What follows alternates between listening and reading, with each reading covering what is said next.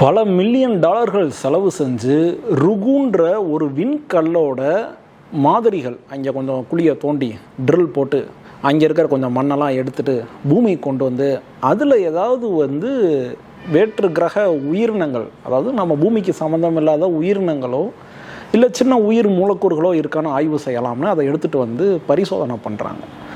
அந்த பரிசோதனை பண்ணுற இடம் ஒரு முழுக்க சுத்தமான, அதாவது கிளாஸ் 10,000, அதாவது ஒவ்வொரு க்ளீன் ரூம்களுக்கும் ஒரு கிரேடு இருக்கும்.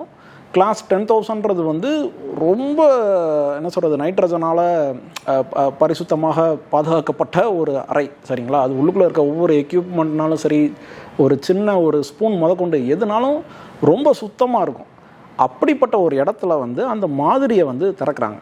திறந்து அதில் ஒரு நேனோ எக்ஸ்ரேலாம் போட்டு அதில் என்ன இருக்குது அப்படின்னு பார்த்தாங்கன்னா அதில் நுண்ணுயிர்கள் இருந்திருக்கு. அது விண்வெளியில் இருக்கிற நுண்ணுயிரான்னு கேட்டால் கிடையாது. பூமியில் ஏற்கனவே இருக்கிற நுண்ணுயிரிகள் அதுக்குள்ளே இருக்குது. அது விண்கல்லில் இருந்ததானா? விண்கல்லையே கிடையாது. இந்த க்ளீன் ரூம்னு சொல்லப்படுற இந்த இடத்துல வச்சு திறக்கும்போது கூட பூமியில் இருக்கிற அந்த நுண்ணுயிர்கள் ஒரு இடத்துல இன்னொரு இடத்துக்கு பரவுறதை நம்மளால் மனிதர்களால் தடுக்கவே முடியலை.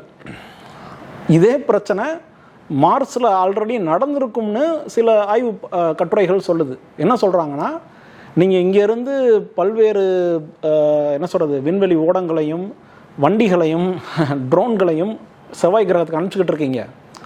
இங்கே இருக்கிற சின்ன சின்ன நுண்ணுயிரிகள், கிருமிகள் இதெல்லாமே மார்ஸோட என்விரான்மெண்ட்டுக்கு உள்ளுக்குள்ளே போய் அது அங்கே ஏற்கனவே வேறு ஏதாவது நுண்ணுயிர்கள் இருந்துச்சுன்னா இது போய் அதுகளை அழிக்க ஆரம்பிச்சிருக்கும்.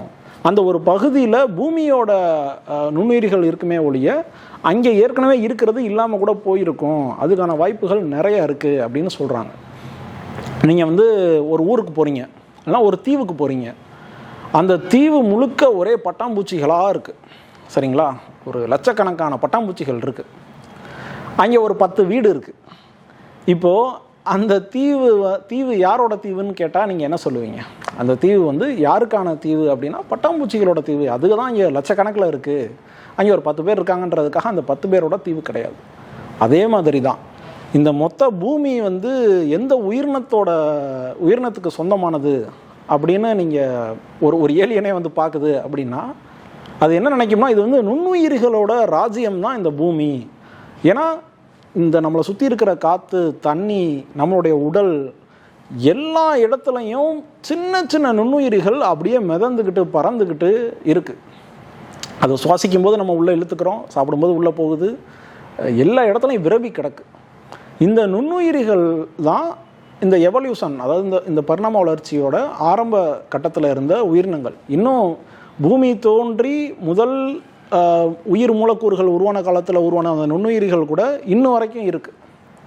அது எப்படி உருவாச்சுன்றதில் பல மாற்று கருத்துக்கள் இருந்தாலும், அது ஒரு விண்கல்லேருந்து இங்கே வந்துச்சா, இல்லை ஒரு ஆண்டவர் அதை படைச்சாரா, இல்லை இங்கே இருக்கிற சின்ன சின்ன வேதியியல் நிகழ்வு மூலம் அது உருவாச்சான்றதெல்லாம் அடுத்த கட்ட விஷயம். ஆனால் நுண்ணுயிரிகள் முழுக்க பரவி கிடக்கு. இப்போ நிறைய பேர் பரிணாம வளர்ச்சி கொள்கையை ஒரு கேள்வி கேட்பாங்க. அப்போ குரங்குல இருந்தால் மனுஷன் வந்தான் அப்படின்னு சொன்னால் இன்னும் ஏன் எந்த குரங்கு மனுஷன் ஆகலை அப்படின்னு கேட்பாங்க. அவங்களுடைய ஒரு எதிர்வாதமாக. அதாவது பரிணாம வளர்ச்சின்றது ஒரு நைட்டில் நடக்கிறது கிடையாது. என்னை ஒரு சிலந்தி கடிச்சிருச்சு, நான் அடுத்த நாள் காலையில் ஸ்பைடர்மேன் ஆகிட்டேன், அப்படி கிடையாது. அது நடக்கிறதுக்கு பல லட்சம் வருடங்கள் ஆகும்.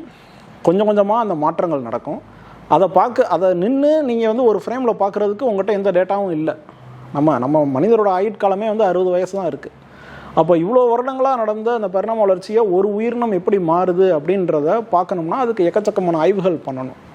ஆனால் இந்த நுண்ணுயிர்கள் பற்றின ஒரு அறிவியல் என்ன சொல்கிறாங்க அப்படின்னா, இதுக்கு மேலே பூமியில் புதிய உயிரினம் எவல்யூஷனால் தோன்றதுக்கான வாய்ப்பே இல்லை அப்படின்னு சொல்கிறாங்க. ஏன்னா அனைத்து விதமான உயிரினமும் இங்கே ஆல்ரெடி தோன்றிருச்சு. புதுசாக ஒரு உயிரினம் தோன்றதுக்கான ஒரு சின்ன இடைவெளி கூட இல்லை. அப்படி உருவாச்சுன்னா அது ஒரு ஏற்கனவே இருக்கிற அந்த உயிரினங்களோட இதால் சர்வைவ் ஆக முடியாது. இப்போ உதாரணத்துக்கு நீங்கள் இப்படி சொல்லுவோமே, ஒரு பெரிய காடு இருக்குது, பலவித மிருகங்கள் இருக்குது, ஒரு 10 குரங்கு மட்டும் மனித குரங்கா லைட்டாக மாறுதுன்னு வைங்களேன். அதால் அந்த காட்டோட சூழலில் தப்பிச்சு இருக்க முடியுமா அப்படின்றதுக்கான வாய்ப்பு வந்து ரொம்ப கம்மி. அது ஒரு மரத்தில் தாவி தாவி இருக்கிற வரைக்கும் அதோட சர்வைவல் ரேட்டு வேறு மாதிரி இருக்கும். அது முழு நேரமும் தரையில் நடந்துக்கிட்டே இருக்கணுன்ற மாதிரி மாறும்போது அது இன்றைக்கி நம்ம வளர்ந்துருக்கிற நம்மளுடைய சர்வைவல் ஸ்கில் அளவுக்கு அதுக்கு இருக்காது. அப்போ அது மற்ற மிருகங்கள்கிட்ட தாக்கப்பட்டு தான் சாகும். இது வந்து ஒரு உதாரணம். இதை நீங்கள் வந்து அப்படியே இன்னொரு விதமான டிபேட்டாக மாற்றி அப்படிப்பட்ட மனுஷன் தானப்பா இன்றைக்கி பூமியவே ஆண்டுக்கிட்டு இருக்கான் அப்படின்னு நீங்கள் கேட்க முடியாது. அது வந்து ஒரு கட்டத்தில் பூமி முழுவதும் இருக்கிற பல்வேறு மனித இனம், இதுக்கு முன்னாடி இருந்த மனிதரோட வடிவம் இன்னொரு வடிவமாக மாறும்போது அதோட சர்வைவல் கொஞ்சம் கொஞ்சமாக வந்து கூடி கூடி வந்திருக்கு. இதை நான் சொல்கிறது அவுட் ஆஃப் த ப்ளூவில் ஒரு 100 குரங்கு இருக்கிற இடத்துல 10 சிங்கம் இருக்கிற இடத்துல ஒரு 10 குரங்கு மட்டும் திடீர்னு வேற மாதிரி மாறிடுச்சு அப்படின்னா அதுக்கு என்ன பண்ணணுன்றது தெரியாதுன்ற அர்த்தத்தில் நான் சொல்கிறேன். அப்போது இந்த எவல்யூஷன் தியரி அப்படின்றத இந்த நுண்ணுயிர்களோட இருப்பிடம், அந்த நுண்ணுயிர்களோட ஃபங்க்ஷனாலிட்டிஸ், இதுகளை அடிப்படையில் நம்ம படிக்கும்போது நம்ம உடம்பே ஒரு நுண்ணுயிர்களால் ஆனது தான். நம்மளுடைய ஒவ்வொரு செல்லோட இயக்கத்தையும் நீங்கள் பார்த்தீங்க அப்படின்னா சின்ன சின்ன மைக்ரோ மிஷின் மாரி தான் வேலை செய்யும். நான் ஒரு வைரஸ் பற்றி ஒரு வீடியோ பார்த்தேன். அது வைரஸா பாக்டீரியாவா, சரி ரெண்டில் ஏதோ ஒன்று. அது வந்து எப்படி இருக்குன்னா, ஒரு வைரஸை வந்து ஜூம் பண்ணி காட்டுறாங்க.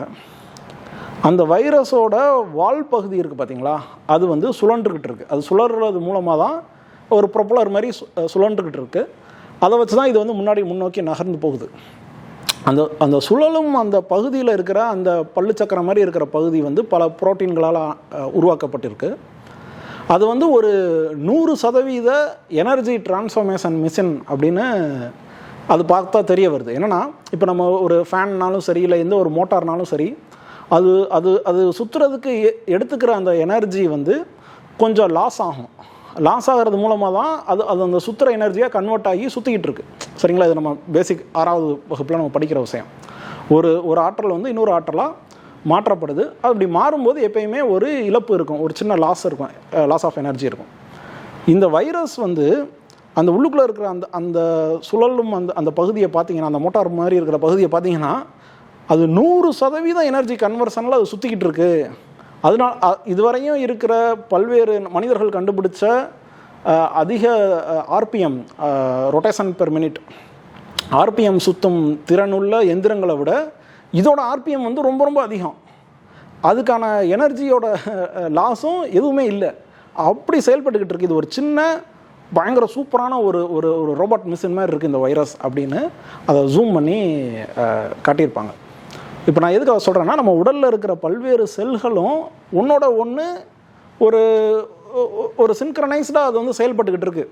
ஓகே, நீ இதை பண்ணுறியா, நான் அதை பண்ணுவேன், இந்த செல் இதை பண்ண உடனே அடுத்தது வேலையை பண்ணணும்னு சொல்லி ஒரு ஒட்டு மொத்தமாக நம்ம வந்து இயங்கிட்டு இருக்கோம். தனித்தனியாக பிரித்து பார்த்தீங்கன்னா எல்லாமே தனித்தனியாக சின்னதாக அதோட வேலைகளை பண்ணிகிட்டு இருக்கோம். ஒட்டு மொத்தமாக பார்த்தோம்னா நம்மளுடைய மூளையை பயன்படுத்தி நம்ம வேறு ஒரு வேலையை பண்ணிகிட்டு இருப்போம். உடலோட இந்த மெக்கானிக்கல் இயக்கம் வேறு, நம்ம மூளை கண்ட்ரோல் பண்ணி நம்ம இந்த பேசுகிறது, இந்த ஐம்புலன்கள் வழியாக செய்கிற விஷயங்கள் வேறு. அப்போது இந்த எவல்யூஷன் வந்து ஒரு இன்ட்ரெஸ்டிங்கான ஒரு விஷயம். ஸோ அதை பற்றி தான் நான் சொல்லணும்னு இந்த வீடியோ போட்டிருக்கேன். நன்றி. இது எக்ஸ்பர்ட் விசம். நான் மதுரையிலிருந்து கார்த்திகேயன்.